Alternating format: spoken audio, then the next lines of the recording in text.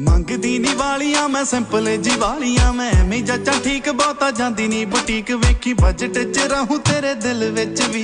ਇੱਕ ਮੇਰੀ ਰੀਝ ਪੂਰੀ ਕਰਦੀ ਪਲੀਜ਼ ਜਦੋਂ ਕੰਗਣਾ ਖਿਡਾਉਣਾ ਵੇ ਤੂੰ ਮੈਨੂੰ ਹੀ ਜਿਤਾਉਣਾ ਬਣੀ ਤੇਜ਼ ਨਾ ਵੇ ਰੱਖੀ ਥੋੜੀ ਢਿੱਲ ਵਿੱਚ ਦੀ